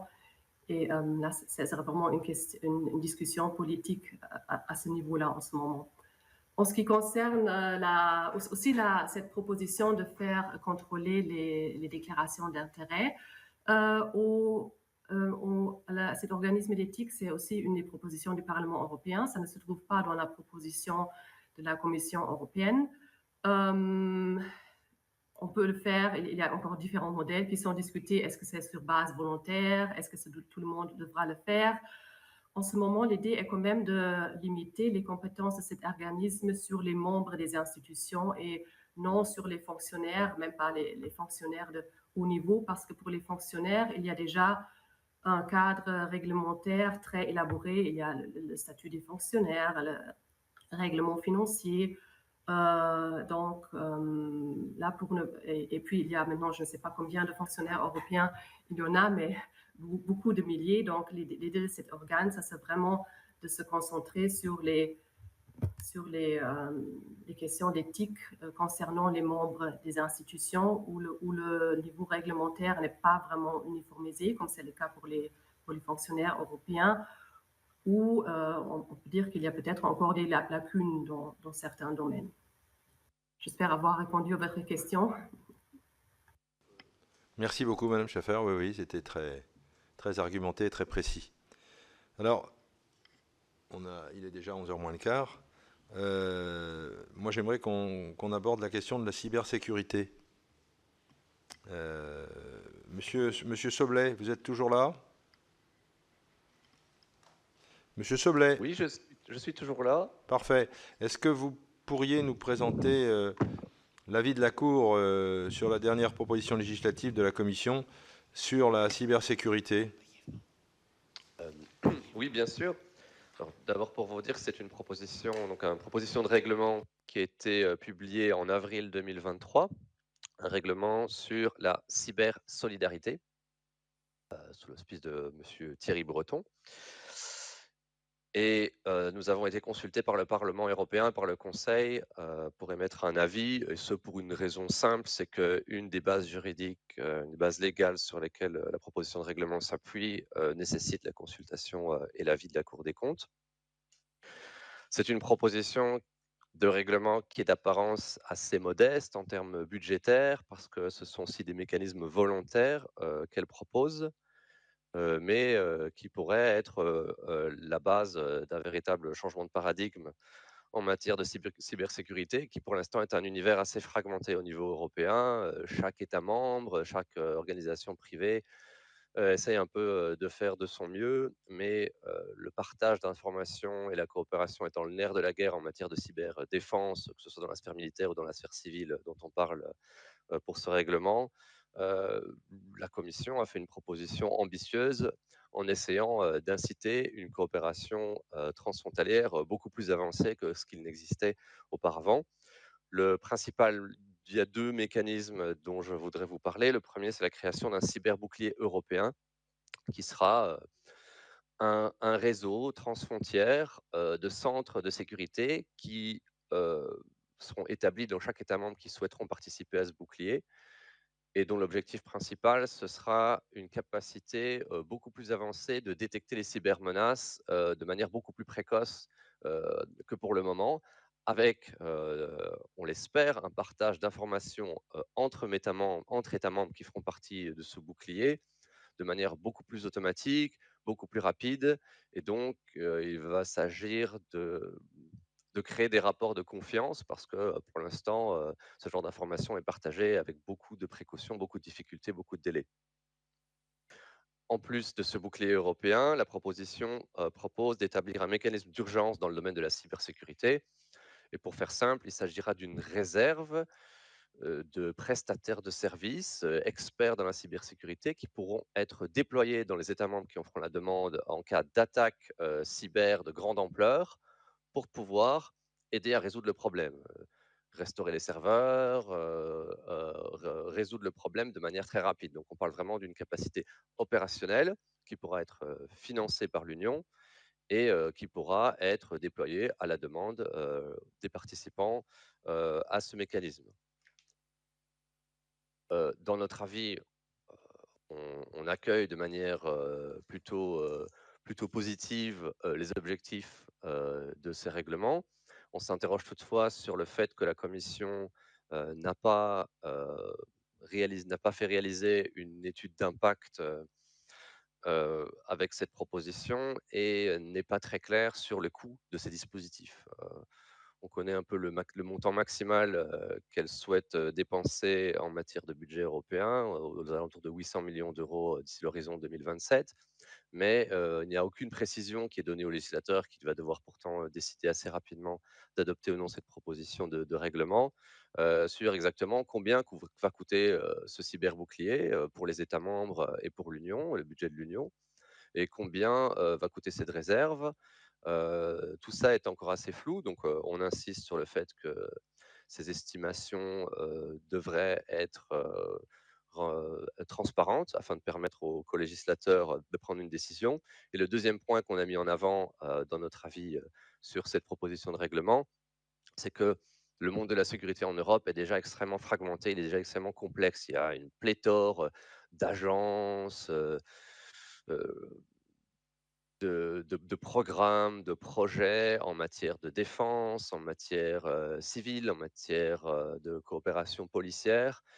Et ce cyberbouclier et cette cyber-réserve s'ajoutent un petit peu à cette complexité sans que le règlement, de notre avis, présente de manière très claire les structures de gouvernance et de responsabilité.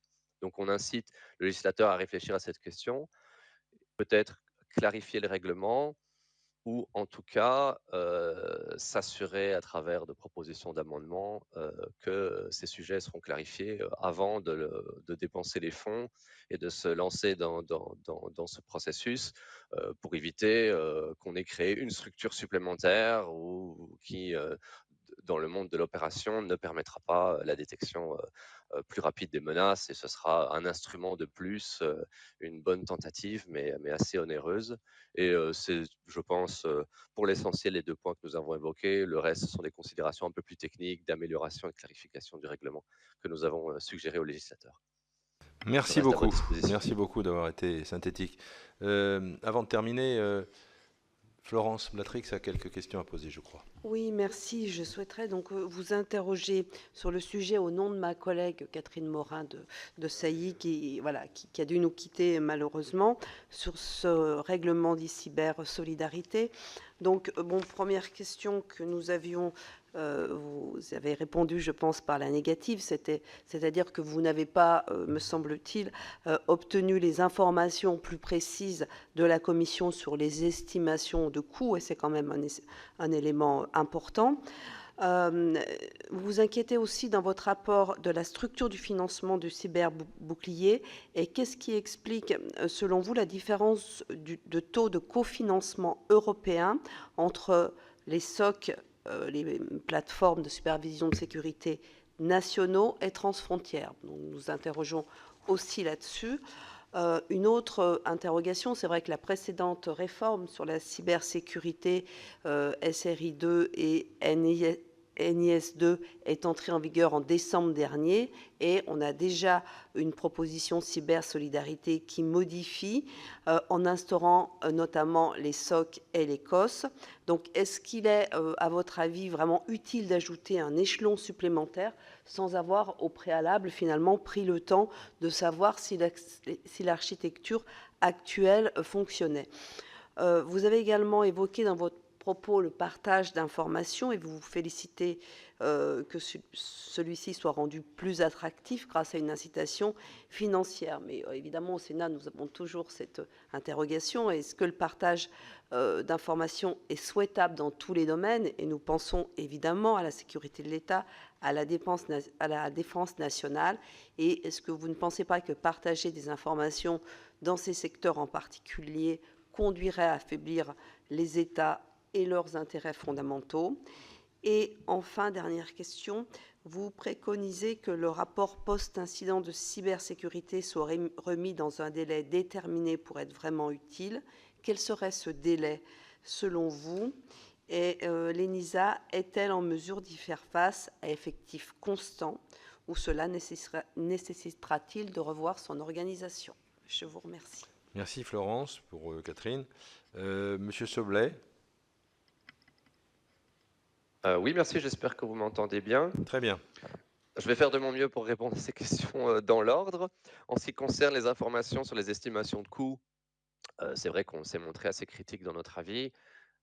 La réalité, c'est que ces estimations existent, mais la Commission a fait le choix de ne pas les publier parce que, d'un point de vue légal, elle estime que ce ne sera pas de sa compétence de décider quels seront exactement les moyens qui seront mis sur un tel mécanisme et sur un autre, mais plutôt un centre de compétences qui a été établi à Bucarest en 2023, qui aura cette compétence et qui dispose de ses propres structures de gouvernance. On estime néanmoins qu'on ne peut pas raisonnablement demander au législateur disons, d'approuver cette proposition de règlement sans publier au moins ces estimations, même si ça ne restera que des estimations. En ce qui concerne les structures de financement entre les SOC nationaux et transfrontières, en effet, on s'est interrogé dans notre avis sur la différence des taux de cofinancement. La Commission nous répond qu'il s'agissait simplement de montrer aux États membres l'engagement de l'Union sur ces questions pour créer un élan véritablement dans la création de ces instruments et d'essayer d'inciter en particulier la coopération transfrontière plutôt que de renforcer les dispositifs nationaux. C'est ce qui expliquerait la différence des taux de cofinancement. En ce qui concerne votre troisième question sur l'opportunité de faire cette proposition de règlement alors qu'en effet le règlement dit NIS 2 sur la cybersécurité ou un niveau élevé commun de cybersécurité a été mis à jour en 2022. C'est vrai que certains des objectifs des structures mises en place par la directive NIS 2 et les propositions de règlement sont assez similaires. C'est pour ça que notre avis parle d'un risque tout de même assez élevé de duplication. Néanmoins, il faut quand même un peu modérer ses propos puisque la NIS 2, la directive qui a été adoptée en 2022, était une mise à jour d'un dispositif qui existait déjà depuis 2016, qui était la NIS 1, la première version de la directive. Et de nombreux dispositifs qui sont sanctuarisés dans la NIS 2 existaient déjà de manière un peu plus officieuse, de manière sous forme de projet pilote. Donc, en termes de timing, je pense que ce qu'il faut avoir en tête, c'est la vulnérabilité de l'Union européenne face aux cyberattaques, les risques d'attaques hybrides et le contexte géopolitique qui peut-être rend la situation un peu plus urgente qu'elle ne l'était. Donc, de notre point de vue, le timing n'est pas le problème, il faut simplement clarifier la gouvernance et éviter la duplication des dispositifs. Vous m'avez posé la question, est-ce que le partage est souhaitable dans tous les domaines? Est-ce que ça ne poserait pas le risque d'affaiblir l'Europe ou les États membres en matière de défense, par exemple? Je peux tout de suite vous rassurer, la proposition de règlement est un dispositif civil. Il n'est pas lié à la sphère militaire et bien entendu, les dispositions du traité s'appliquent et en matière, toute information qui serait de nature à mettre en péril la sécurité nationale ne doit pas être partagée et le règlement est très clair à ce sujet. Il n'y a aucune obligation de partage d'informations de cette nature avec les autres États membres ou avec les institutions de l'Union. Les traités sont très clairs sur ce sujet et le règlement est parfaitement compatible avec cette obligation. En ce qui concerne notre recommandation sur l'émission de rapports post-incident, bon, ça n'est pas de notre point de vue, à nous, Cour des comptes, d'émettre une proposition très spécifique, mais simplement d'alerter l'attention sur le fait qu'il n'y a pas de délai. Et donc, il ne faudrait pas que ça arrive 6 mois ou 1 an plus tard, parce qu'il faut être très réactif aussi pour apprendre des incidents. Est-ce que cela peut être réalisé à effectif constant par l'ENISA? Sa direction vous dira probablement que non. Et il faut reconnaître que il y a de plus en plus d'incidents, de plus en plus de menaces. La proposition de règlement, si elle n'impose pas nécessairement de nouvelles tâches à l'ENISA, mis à part sur l'élaboration de ses rapports, renforce tout de même son rôle dans de nombreux domaines. Et donc, ce sera à l'autorité budgétaire d'adresser ce problème, mais il est très clair que l'ENISA a été très transparente sur le fait qu'il y avait besoin de ressources supplémentaires pour pouvoir assumer ces nouvelles responsabilités. Mais ceci sera du ressort de l'autorité budgétaire. Voilà, j'espère avoir répondu à votre question, j'ai fait de mon mieux et je vous rends la parole. Merci beaucoup, Monsieur Soblet. Écoutez, chers collègues, nous en arrivons à la fin de notre audition.